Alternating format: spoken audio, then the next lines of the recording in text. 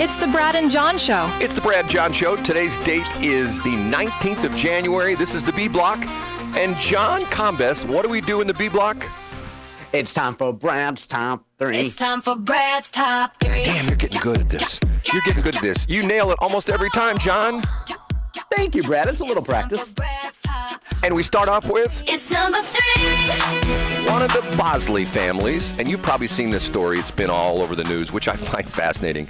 Brandon Bosley, who is, I guess, is he the grandson of Freeman Bosley Sr.? Is that who he is, or is? I think he would be the. Isn't he the brother of the former mayor? I know Lakeisha Bosley, who's a state representative. I believe she's the brother of former Mayor Freeman Bosley Jr. Well, and so I'm guessing Brandon Bosley is her brother. But do you have the article in front of you, Brad? It probably explains it. I do, and I couldn't find that real quickly. But the thing that I found interesting about this is, once again, John, I know John. Once again. Here he goes. Once again, we have another St. Louis city official caught up in the web of this.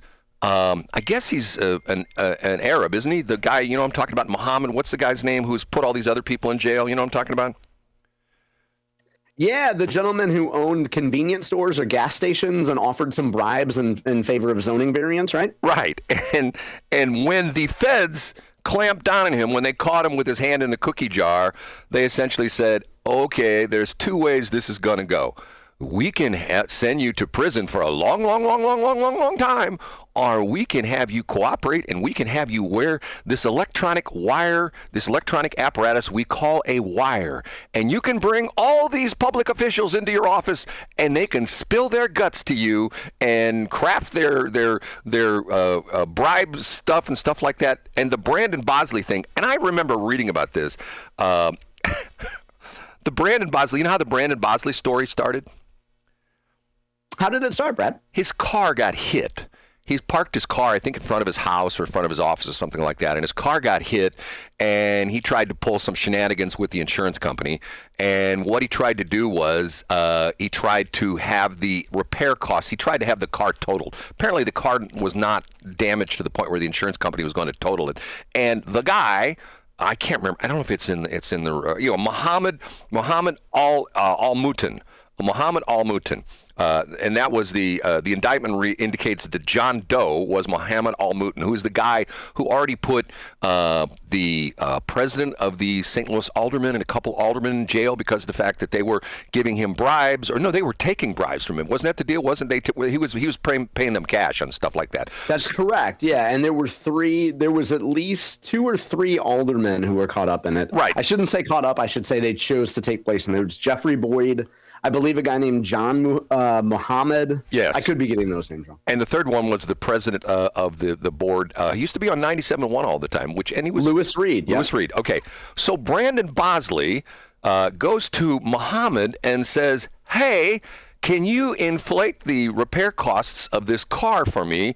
And matter of fact, on this is the interesting thing. On the wire, they have him...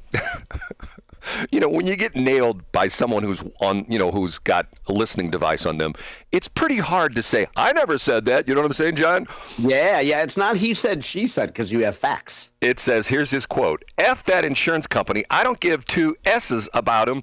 I'm not bothered by hitting them with as much as we can. I told him I'm an elected official. So, you know darn well when the federal prosecutors got a hold of that, they're going like, okay. He's bragging about the fact that he can get away with stuff because he's an elected official. And the insurance company should be paying him a little bit more homage, right, because the people in this community elected him. And to be clear, real quick, Brad, Bosley comes from this is from the Post-Dispatch. Bosley comes from one of the city's most prominent political families. His brother, Freeman Bosley Jr., was St. Louis's first black mayor.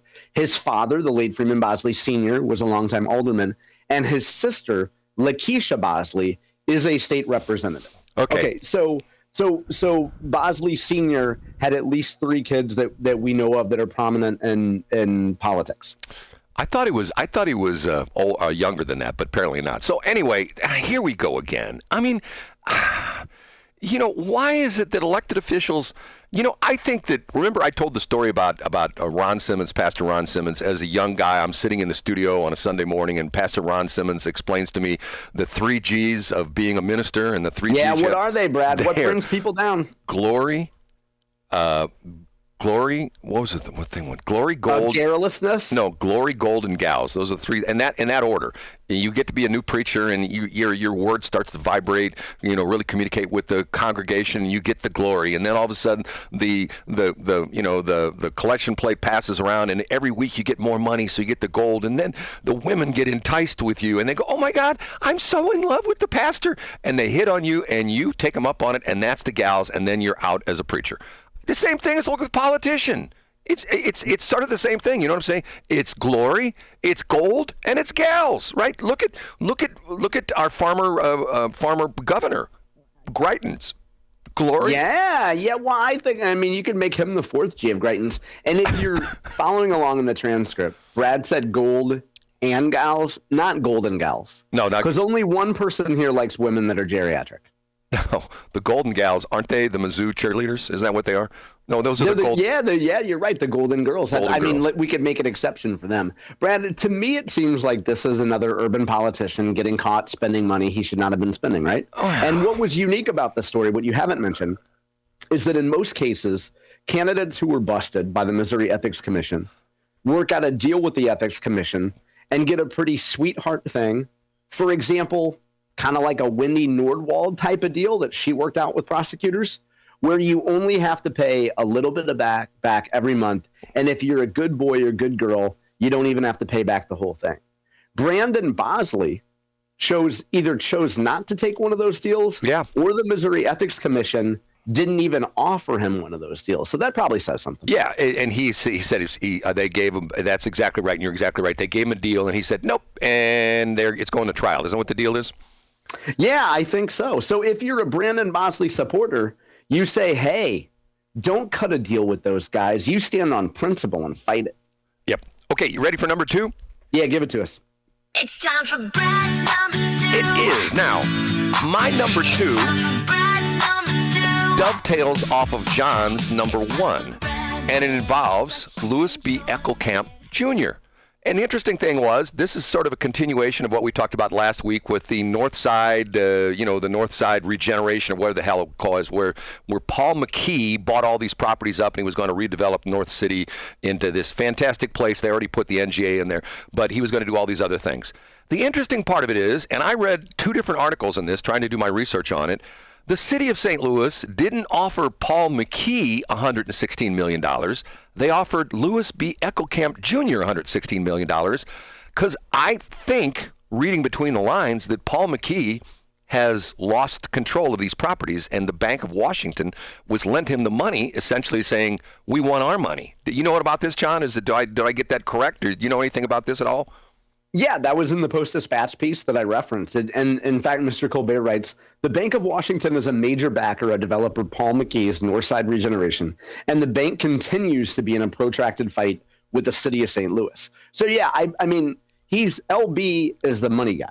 Right? Right. But the way I read the article, it didn't sound like Paul McKee has control anymore. It sounded like they were just dealing directly, because typically in a situation like this, you would deal with the owner of the property, and the owner of the property would deal with the bank and essentially say, okay, they offered me this, what do you think? Because the bank has a secured interest, obviously, in the property. And it to me, the article reads like that McKee's out of the deal. He's not even part of it, because it talks about the city, the dude from the city is negotiating with LB Eckelkamp Jr., and he said $116 million, and the city said, go fish, and they essentially said, we're just going to eminent domain, because that's the thing we talked about last week. See, once again, I know, here we go, John's going to get funny at me again. It's to the point where I scratch my head on this, and I think to myself, okay, instead of being, taking this to court and going back and forth between Paul McKee and the Bank of Washington and a whole bit, why can't the city just sit down and say, okay, look, Mr. McKee came in here and told us he's going to do this. Hasn't happened. How can we work this out? You know what I'm saying? And to the point where the eminent domain thing for me is really problematic. I've seen it used so many times. People lose their property. People lose their homes and things things like that. I mean, I can tell you personally about a situation that I'm involved with where several people, the state just came in and says, hey, we need this piece of property. So sad, too bad, it's ours now. And, they offered them a low ball. And what are you going to do? You can't say no, because they're essentially saying, okay, fine. If you say no, we'll just take it legally and we won't pay you anything. You know what I'm saying? I think the city is in a hard spot because McKee over the years has given so much money as a developer to so many elected officials, city groups, public officials, that if you've taken any sort of money or your organization has taken any money from Paul McKee and you give him any sort of favorable treatment, your political opponents are going to say that you're bought and paid for. So I think the city has to err on the side of being hard on Paul McKee. But I think that's... And just because you don't like it doesn't mean that that's not how a politician thinks. No, I understand, but I think, this is sort of the thing for me. I always go back to the greater good. Okay, the greater good is let's do something with these properties. Let's do something with North City. Let's do something. Let's bring in some people who got some money and could really redevelop it. I mean, crap, put a Costco there, right? But unfortunately, I don't think Costco would ever go in a place like that. Yeah, I don't. I think they want people that are going to spend money and not steal from there. I think another reasonable approach would be come out to Wildwood and ask Banjo Papula if he can come to North City and assess some properties, maybe do a little development. We could probably do a little something funny with the math. Maybe we could get Brandon Bosley to talk to an insurance company, maybe get an assessor that plays ball. You see where I'm going here, Brad? I do, and then we John. could just create a big pyramid. And if things didn't go right, we'll bring in Mayor Hennessy from O'Fallon, and he'll tell them off, right? Yeah, then tell them they're freaking idiots. Right. Okay, ready for number one? Yeah, give it to us, Brad. And now, Big Finish, Brad's number.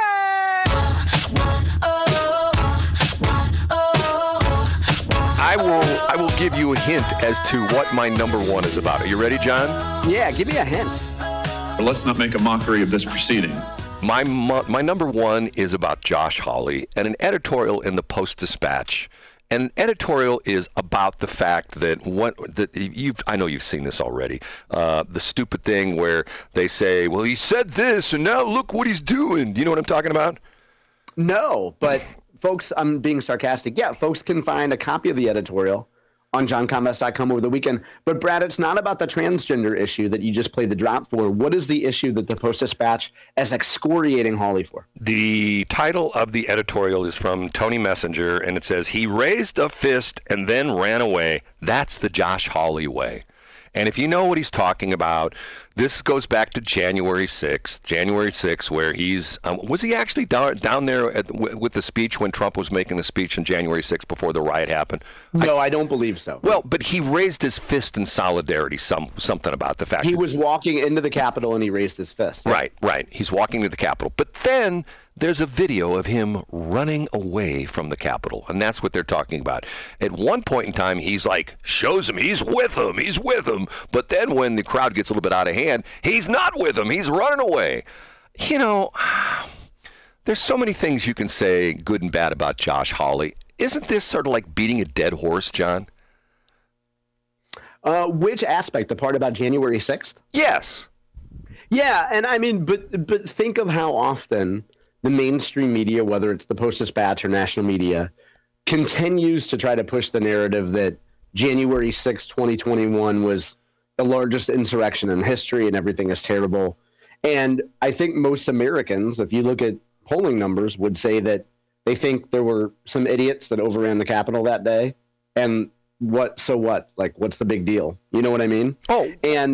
But what else do they have, Brad? Like, if you're the left, if you're the mainstream left, what else do you have besides January 6th to come back to every year? John, I agree with you 100%. And remember, the whole crazy thing about it is there were some really bad people who did some bad things in January 6th, but that wasn't the entire group. Remember, there's video of some of the people just walking in, and the Capitol Police are escorting them in. You remember that? Yeah, absolutely. I mean, they walked through open doors, right, and the Capitol Police invited them into the Capitol. Right, they walked in. Yeah, there were certainly people that acted like idiots there. There's no doubt about that. Like the guy with the horns.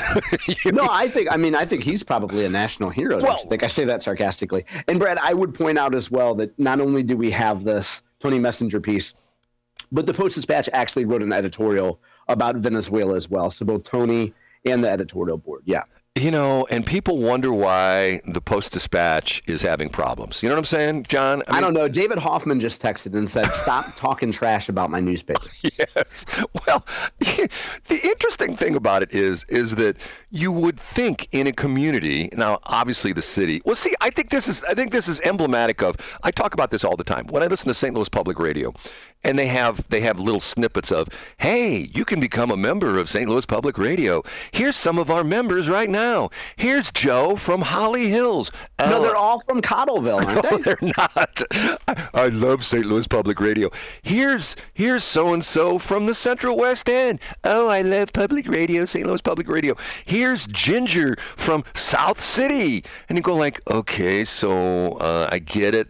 We're talking about exclusively within the 270 belt and probably more importantly, east of 170, and south of Highway 40. Exactly. You're saying that they don't like to go too far out of the urban core. Well, that's a whole other thing. Okay, we've got to take a break. We're way behind, and it's all John's fault again. It is my fault. Thank you, Brad. All John's fault. I'm never the one to point fingers, but in this case, I will.